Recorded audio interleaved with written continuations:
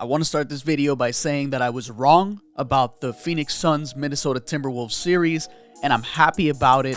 After looking like Minnesota's kryptonite all year long, the T-Wolves completely ran them over with beautiful team basketball, and throughout history, we've had these moments where a young star shows they've arrived. For Kobe, it was 1999. From this point, he became an all-star for the rest of his career. He made All-NBA second team, first team All-Defense. It was that first championship run. We remember the Game 4 where Shaq fouls out versus those Pacers. 2 minutes left in the game. Kobe closes it out, and it was really the coming out party for him. For McGrady, it was the year 2000.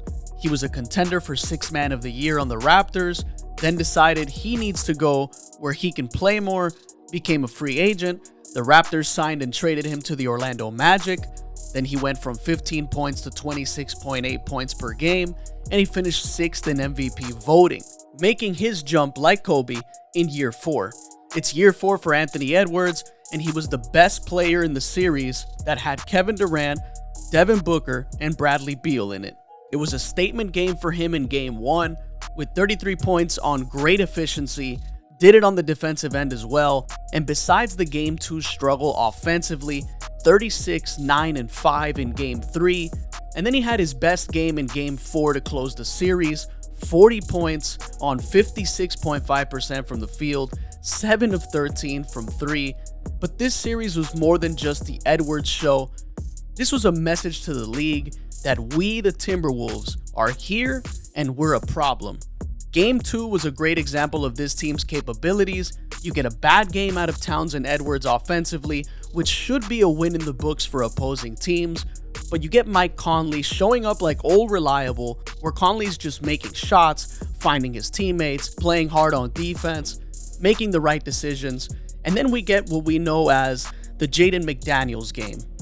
The guy we had as the defensive matchup for Devin Booker did a really good job, kept Booker to some inefficient nights, and showing up on the offensive end. Then we have the most hated on player, who the players literally voted the most overrated, Rudy Gobert, who everyone, including myself, thought he'd be forced to sit in key moments. He turns out having an awesome series and really was a nightmare for the Suns. There were a couple of plays in this series that were great examples of some of the many problems the Suns had.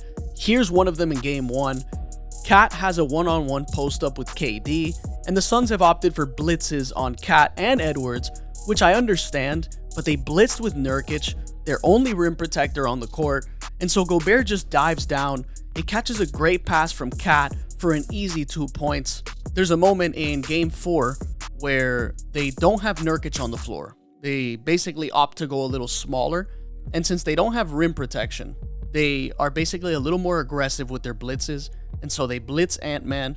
He makes the right play. They then reverse the ball to an open McDaniels, and it's Eric Gordon, late closeout, undersized anyways on that matchup, and it's an open McDaniels 3.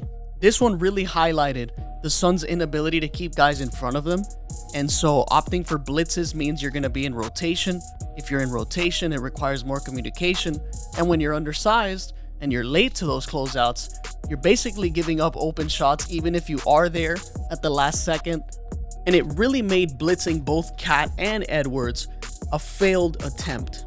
I think you can only live with blitzing Anthony Edwards or Karl Anthony Towns. Blitzing both in the same game requires a lot of rotation, a lot of communication, and with the Suns having as many breakdowns as they do, it just makes it a nearly impossible task.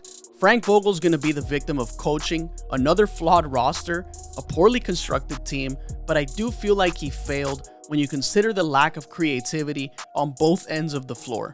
The rebounding disparity in Game 1 alone should have warranted a lineup adjustment, but I do get wanting to try what worked in the regular season, and I feel like it was a mistake after 2 games. Then if you look at second chance point totals, here's the game by game adding up. 69 second chance points for the T-Wolves to the Suns 40. It was a clear-cut rebound problem, and Vogel decides to play Bol Bol just 13 total minutes over the course of 3 games. 2 of those games he only played in garbage time, and then he had a second quarter in Game 3, which was the biggest sample size, and I feel like this was a really decent stretch of minutes for the Suns, kind of making those entry passes more difficult for the Timberwolves to make because Bull's length making it much harder to get passes through. And you also get Nurkic, still physical, still another big body, some more length out there as well to disrupt passing lanes, as well as KD out there. It just made things look a little more interesting, and it kind of seemed like it was forcing the Timberwolves to shoot more mid-range and outside shots rather than just freely getting to the rim after just cooking Nurkic in a pick and roll, because at least you still have Bull's length and KD's length alongside. Not saying Bull would have been a difference maker in this series, but I do think using him as little as Frank Vogel did shows me that he didn't really value the second quarter stretch in Game 3, which I do think deserves a second look. And Bull didn't play for the rest of that game until the game was over. He also didn't end up playing in Game 4, and the Timberwolves come out of this series 4 games in a row, coming out party for Anthony Edwards. Now we're going to get a matchup between the Denver Nuggets and the Timberwolves, where it is a rematch of last year's first round. I can't wait to see what this series against the Nuggets gives us.